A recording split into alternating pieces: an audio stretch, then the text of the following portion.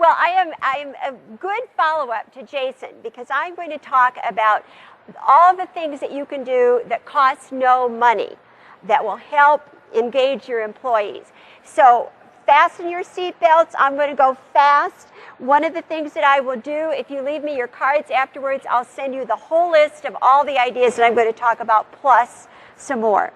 So in all of my work, I've found that there are certain elements in every spirited workplace, and they're exactly what Jason talked about. But what I've done in my work is sort of relegated them into the acronym CARE. And so we're going to talk about each of the elements of this acronym and different ideas that you can use. So also think about care packages. How many of you have sent a care package to somebody? How many of you received a care package from somebody?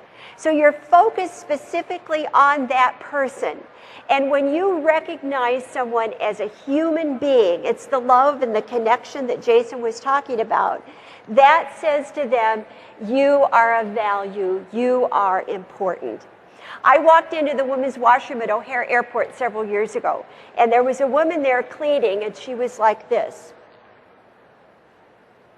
So I walked up to her, touched her on the arm, I looked her right in the eyes, and I said to her, thank you so much for keeping this restroom clean. You're really making a difference for all of us who travel. She perked up, she started cleaning like this, and by the time I got ready to go, folks, she was handing towels out to all the women who were washing their hands. And I left with tears in my eyes because that cost me nothing. But what did I tell her in that one statement? She counted for something, and that's what we're looking for in terms of engagement. So, creative communication. Communication that is something that gets people's attention is really important today because we're all bombarded by communications. Do you agree with that? Hundreds of emails every day. And so doing something to get people's attention. Now, one of my favorite ideas is to begin every meeting that you go to with 3 minutes of good news. What are most of your meetings about? What's going right or what's going wrong? All over the world, what's going wrong. So 3 minutes of good news. Ask anybody to share any good thing that's happened in their family, their community, on the job, in the world. I've got clients all over the world now. It's changing their meetings, just 3 little minutes. They're more positive, they're more productive, people are coming on time. But what do you think they're telling me is the hardest thing they have to do? Stop it at 3 minutes, exactly. All right, second thing. Design creative signs. Don't make your signs boring. Do something that's going to get people's attention. Put a surprise. How many of you mail something in your work? If you mail things, put something in the box, a little bag of M&Ms, a logo gift, something, a piece of gum even, something that people will recognize and want to open your boxes, and they won't sit on the loading dock, I guarantee you. Build a human-level database. This is the connection Jason was talking about. Find out who in your organization sings, who plays an instrument, who's traveled to certain countries, who speaks a language, what hobbies do people have. We know the longest retention is when people have the most connections in their places of work. So spice up your memos and have a fax cover sheet that's interesting and creative and different. Look at some examples of signs. It's in an ice cream store. And look at all your marketing materials. How about this one? This was a company in Chicago. And it says, we don't want satisfied customers. That's okay for everybody else. We want customers who are thrilled. What about this piece of marketing? Couple levels for that one. And then this one for my healthcare people. That get your attention? And what are you trying to do with these ads? You read them, aren't you? And so do something, again, creatively to get people's attention. This is an electronic scanning firm. All right. One of the other things that I wanted to share with you, public supermarkets. How many of you have shopped in a public supermarket? They're one of the best places to work. They now are collecting customer service stories. So they're asking all of their customers to write into mypublicstories.com and share your stories. And then they're going to make booklets of those, which is a wonderful way. All right, atmosphere. What does it feel like in your workplace? I can be in a workplace about 10 minutes and tell you, is this a good place to work or not? The most productive workplaces have about 10 minutes of laughter every hour. So I'd spoken to an organization. Afterwards, the employees, just grassroots effort, got together. They took a corner cubicle nobody was using, decorated it all in black, and the next morning when the rest of the employees came in, there was a big banner over the entrance that said, "The Wine Cellar," W-H-I-N-E. People started to bring in stress toys and cartoon books and stuffed animals, and when they were a grump, what did they tell them? Go to the wine cellar. All right, have a family life bulletin board. Have some place where people can put pictures of weddings and of grandbabies and of new babies and all sorts of special occasions. I think every reception area should have a big fishbowl and fill it with cartoons and jokes and all kinds of funny things. I say to every organization I work with in the world, you need to lighten up. Is that true? We all need to lighten up. We need to have more fun at work. Personalize your workspace. If you walk into your cubicle, what does it say about you, the human being? And finally, Tom Peters says, if your hallways are boring, everything you do is probably boring. Put up children's artwork. Ask the children and grandchildren of your employees, draw a picture of what you think your mom and dad do all day. You'll have a lot of fun with those. So can you hear this on the telephone? I want you to go home tonight, call your own voicemail. Most of the voicemails I hear either sound like a computer or the person is dead.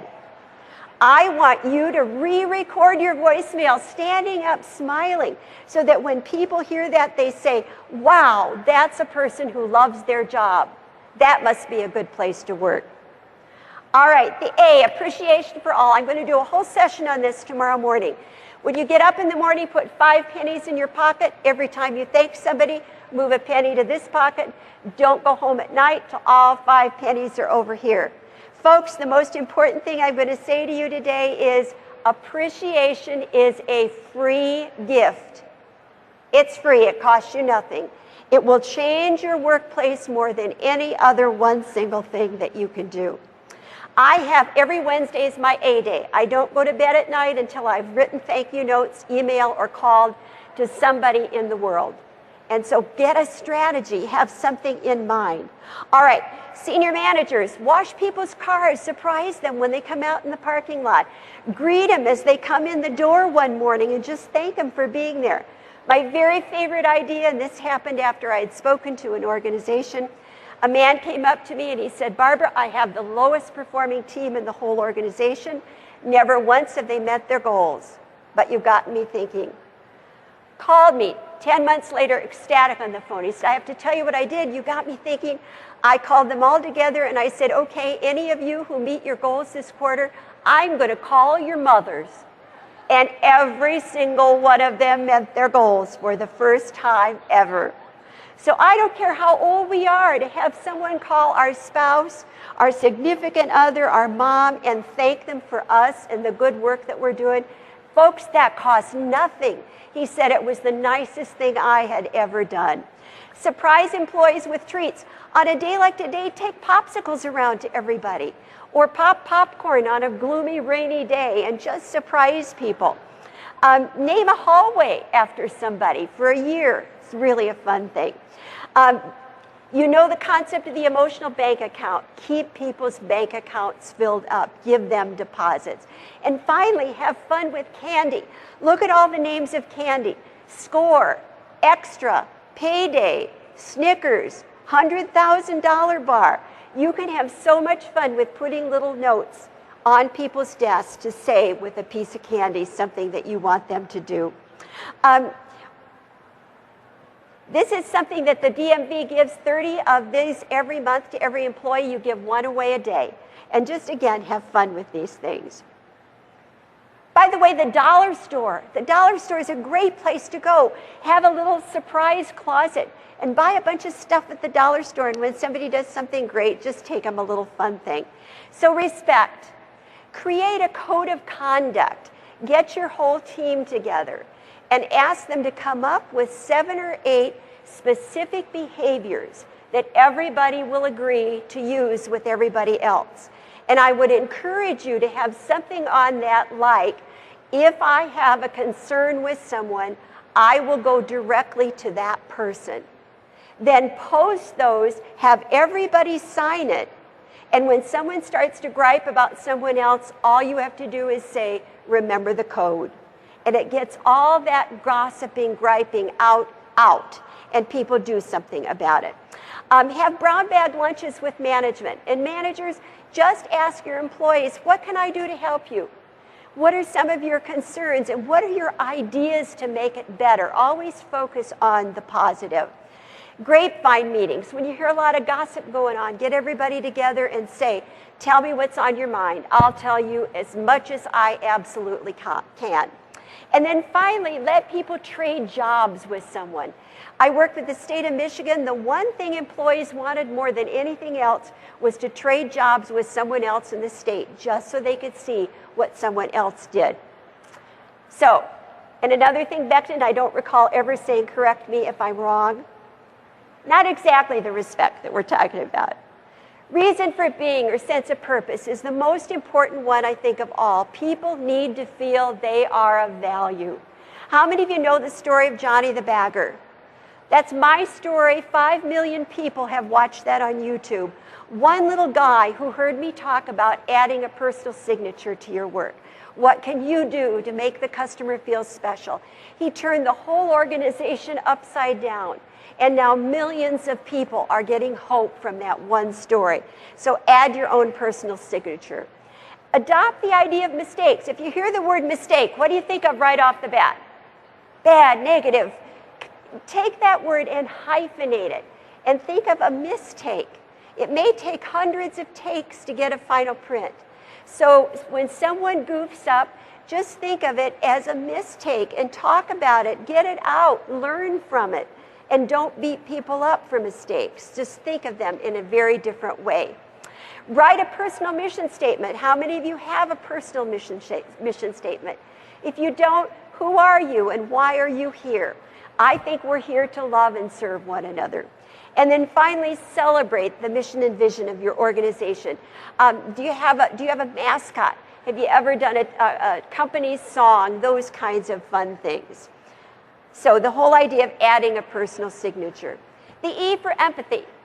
How do people, walking in the other person's shoes, thinking about how the other person feels.